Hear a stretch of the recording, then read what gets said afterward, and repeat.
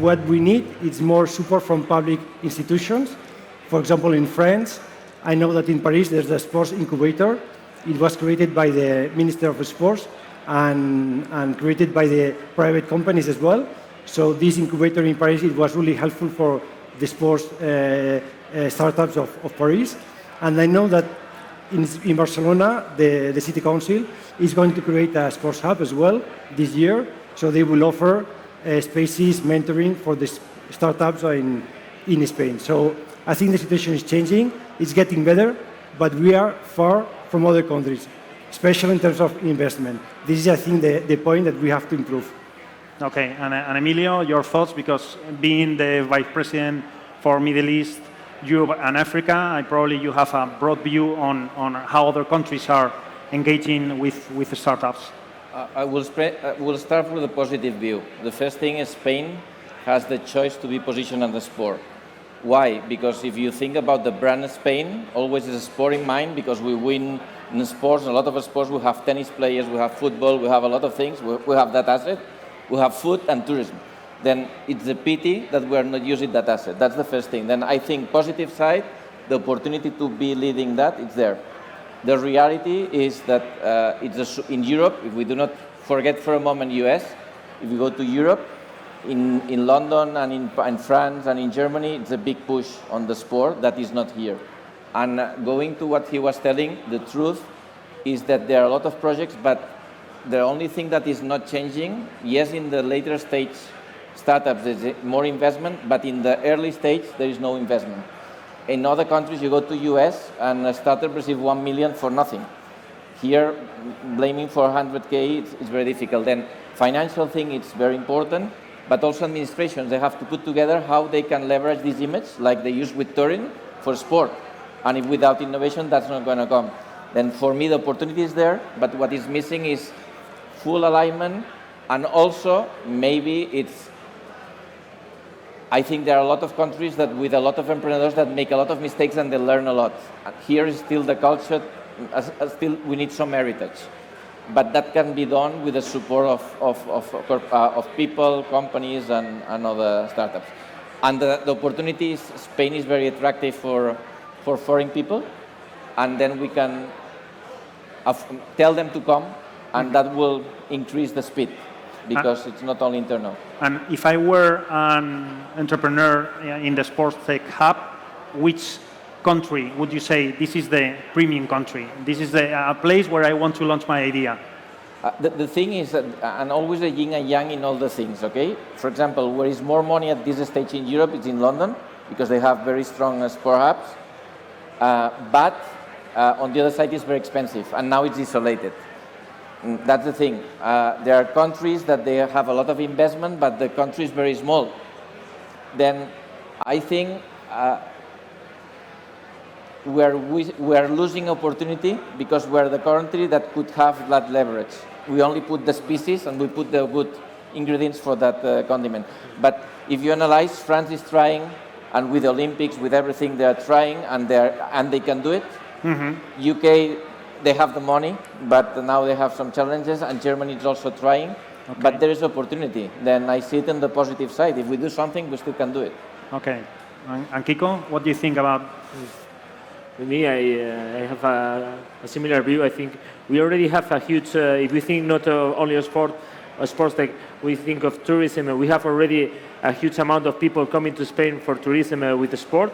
So golf, swimming, etc., snorkeling, etc. So we are already identified as a good spot for sports people, and lots of people from all around the world, all around Europe, come from Spain from that. So there's an opportunity. If you want to launch something, you will have many people coming here, and already it's in the mind of the people.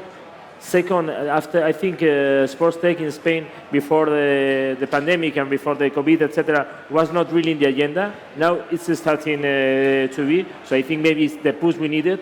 For example, in France, the push they needed was the Olympic Games. So preparing Paris 2024, they boosting the sports tech scene. I think for us it could be the pandemic, the opportunity.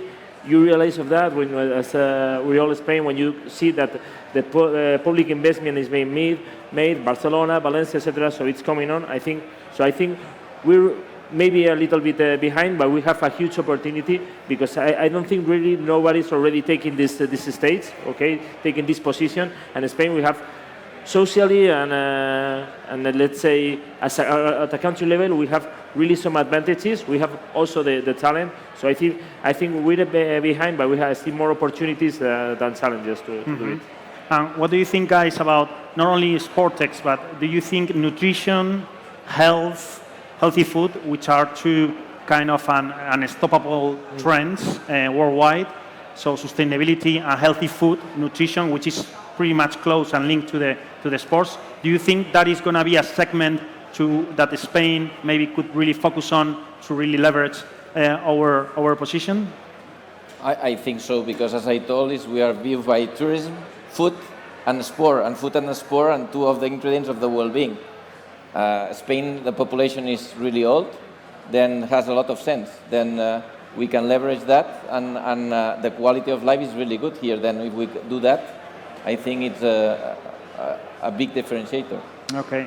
And if you have the opportunity to give just one piece of advice to a corporate that wants to really embrace and engage an open innovation and start to work with startups, which piece of advice would it be?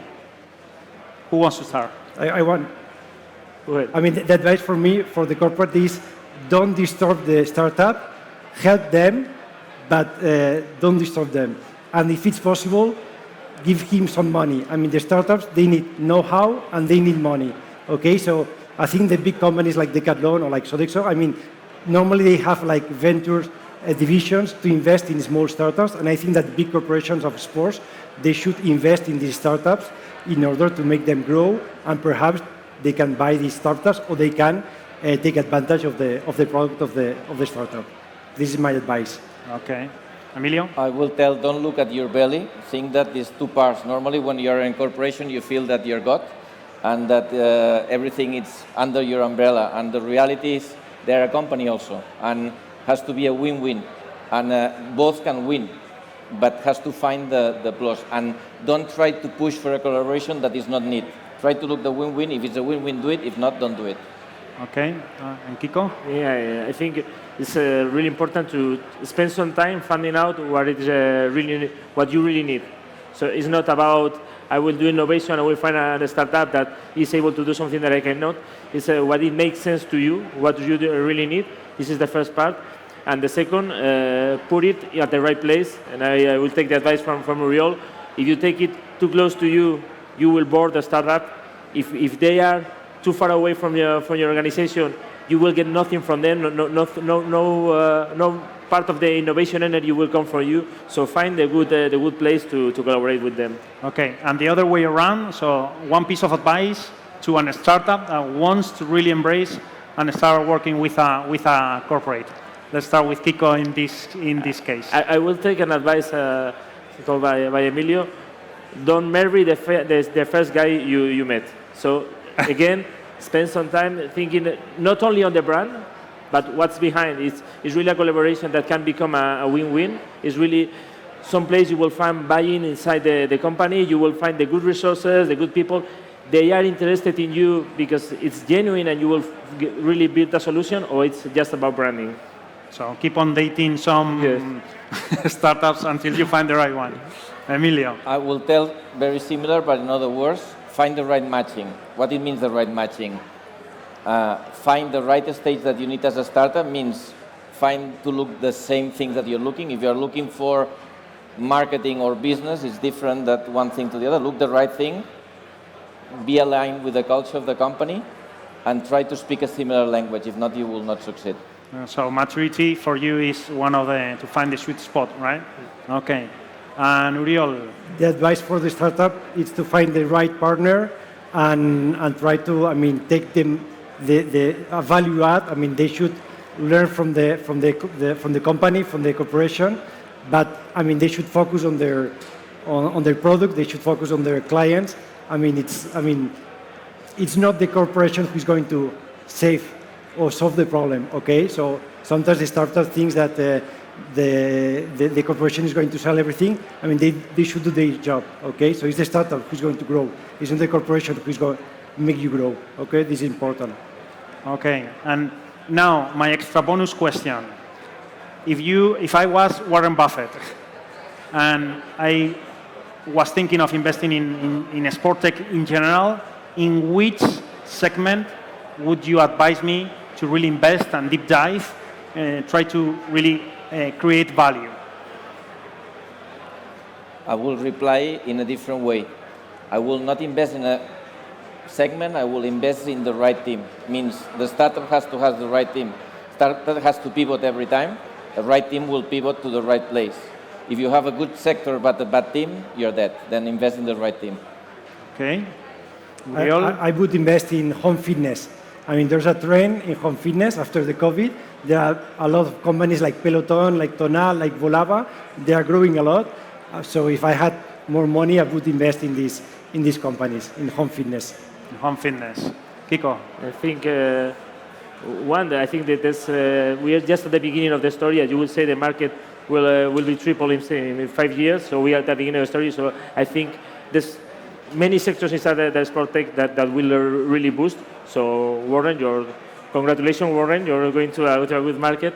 And the second, I would say the same regarding home fitness, but in the sense that it connects you to with the different coaches. I really appreciate what Volava, what Peloton have done.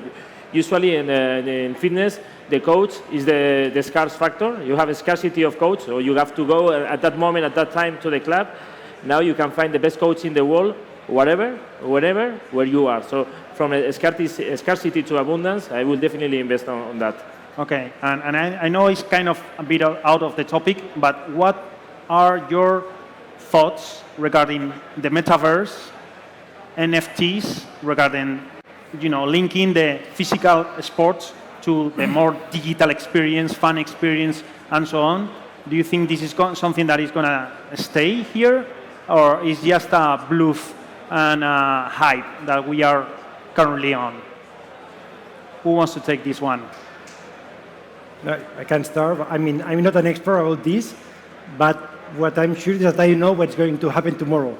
We don't know the future, but what I think is that it's something hot, and perhaps it's too early, okay, to explode. But I'm sure that in 20 years, 30 years, or 100 years, I don't know, it's going to be something really important. Okay, so perhaps we are really early at the moment, but I'm sure that it's going to be something really important, and it's not a bluff. I think it's going to change the world. Like the blockchain and NFTs, it's going to change everything, for sure. Okay. I think like everything, the history repeats every year. A long time ago, internet came and will kill everything, and TV will disappear, and things reinvent. What I think is things will fusion and will reinvent how things are going. For example, Amazon, now it's opening shops. Then everything on the air is not possible, everything physical is not possible. I think will be a mix. I have it. Mm-hmm. I think today we're really at the beginning of an exploration regarding that. We're still finding out the things that we can do. So far, I see there's a path going on, but it's not really on the sports practice way. It's more on the fan side, on the fan, on the clubs, etc. There I see there's really a path for opportunity. I don't see it right now regarding sports practice and easing in the access to the sport to many people. But as I say, we're just exploring at the beginning of the story. I think in 5 from 10 years, it can be really a game changer. Okay, well, thanks very much. Thanks very much to all the people who has been in the room and the viewers. Thanks, Kiko Leon, Chief Innovation Information Officer of Decathlon. Thank you, Emilio, co-founder of Scale. And thank you, Uriol, as well, co-founder of Agile Stock and former and one of the entrepreneurs that we all should look at of exiting of the Gym for Less. Thank you. Thanks very much, and stay tuned.